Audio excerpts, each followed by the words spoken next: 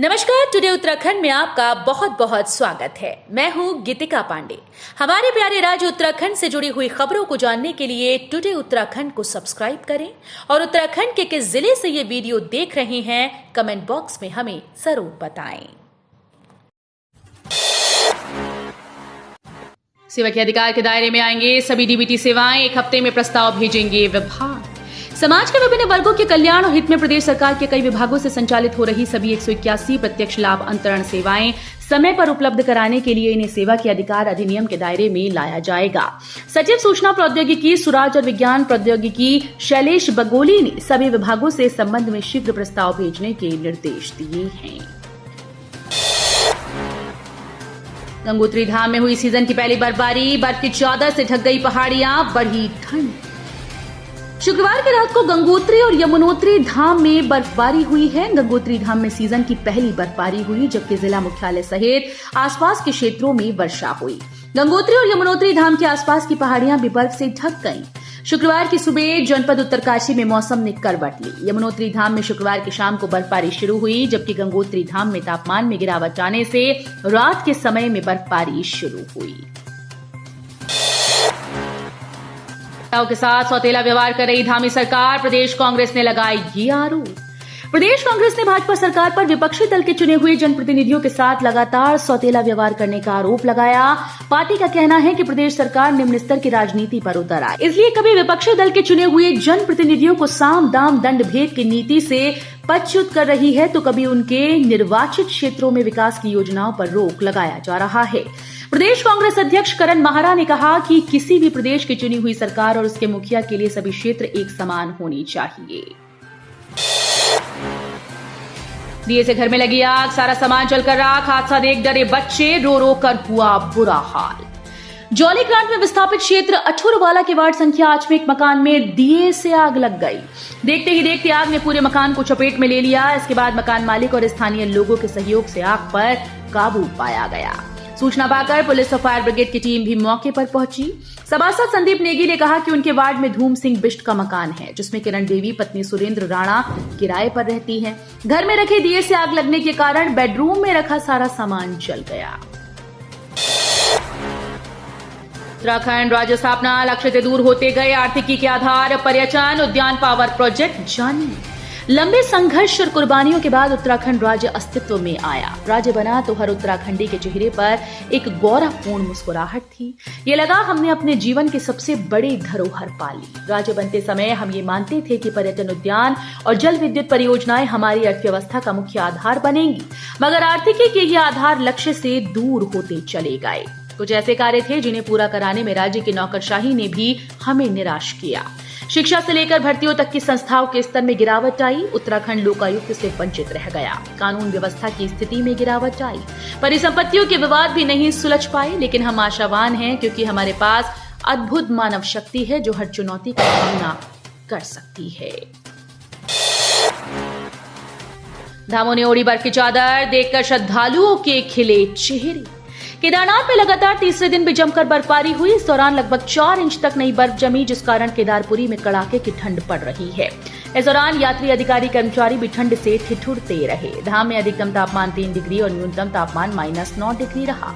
खराब मौसम के चलते केदारनाथ में पुनर्निर्माण कार्य भी व्यापक रूप से प्रभावित हो रहे हैं। साथ ही सीमेंट से जुड़े कार्यों पर भी असर पड़ रहा है।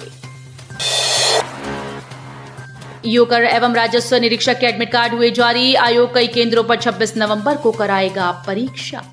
उत्तराखंड लोक सेवा आयोग ने अधिशासी अधिकारी, कर और राजस्व निरीक्षक भर्ती के एडमिट कार्ड जारी कर दिए। ये परीक्षा आयोग 26 नवंबर को 13 जिलों के 20 शहरों में कई केंद्रों पर कराएगा। आयोग सचिव जीएस रावत के मुताबिक अभ्यर्थी अपने एडमिट कार्ड आयोग की वेबसाइट से डाउनलोड कर सकते हैं। मसूरी में 9 होटल्स को बंद करने के आदेश, 20 को थमाए नोटिस, 2 पर 60 लाख का जुर्माना। नेशनल ग्रीन ट्रिब्यूनल की फटकार के बाद उत्तराखंड प्रदूषण नियंत्रण बोर्ड ने मसूरी में मानकों का उल्लंघन करने पर 9 होटल्स को बंद करने के आदेश दिए हैं। इसके अलावा 18 होटल जो पहले से बंद हैं, उन्हें पुनः शुरू करने से पहले पीसीबी की अनुमति लेने के आदेश दिए गए हैं। धाम में जोरों पर हो रहा अवैध निर्माण, पिछले 3 साल में 2 नक्शे हुए पास, निर्माण हो रहे 50। बद्रीनाथ धाम में अवैध निर्माण जोरों पर हो रहा है। स्थिति ये है कि जिला विकास प्राधिकरण से पिछले 3 साल में करीब 2 व्यावसायिक भवनों के नक्शे ही पास हुए, जबकि यहां पर करीब 50 से अधिक व्यावसायिक निर्माण हो रहे हैं। यहां तक कि प्राधिकरण के पास वर्तमान में बद्रीनाथ धाम में व्यावसायिक भवनों के कोई भी नक्शे लंबित नहीं हैं। बद्रीनाथ धाम में ज्यादातर व्यावसायिक निर्माण में होटल्स और लॉज ही बन रहे हैं।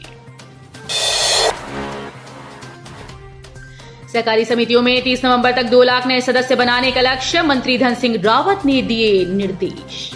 उत्तराखंड के सहकारिता मंत्री डॉक्टर धन सिंह रावत ने 30 नवंबर तक 670 सहकारी समितियों में 2 लाख नए सदस्य बनाने के निर्देश दिए। उन्होंने कहा कि सभी समितियों में चुनाव कराए जाने के लिए ये जरूरी है। उन्होंने कहा कि वर्तमान में प्रदेश में 12 लाख सहकारी सदस्य हैं, जबकि 77,000 नए सदस्य बने हैं। विभागीय भर्ती से भरे जाएंगे प्रधानाचार्य के 50% पद, क्लस्टर स्कूल्स की डीपीआर जमा करने का निर्देश।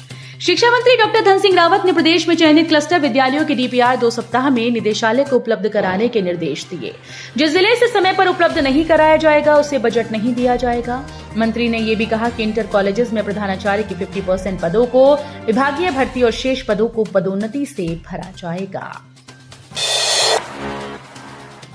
पूर्व सीएम हरीश रावत आज मौन उपवास पर बोले, दिवाली के उल्लास में किसानों को भूल गई सरकार। इकबालपुर चीनी मिल पर किसानों के बकाया भुगतान की मांग को लेकर पूर्व मुख्यमंत्री हरीश रावत शनिवार को अपने आवास पर 1 घंटे का मौन उपवास रखेंगे। बताया, दीपावली के उल्लास में भी सरकार किसानों को भूल गई। उनके खून पसीने की गाड़ी कमाई चीनी मिल दबाकर बैठी है। विशेष तौर पर इकबालपुर चीनी मिल पर बकाया है। कहा, उन्होंने संघर्ष के सारे रास्ते अपनाए, लेकिन ऐसा लगता है कि सत्ता ने ठान लिया कि इस पैसे का किसानों को भुगतान ही नहीं करना है।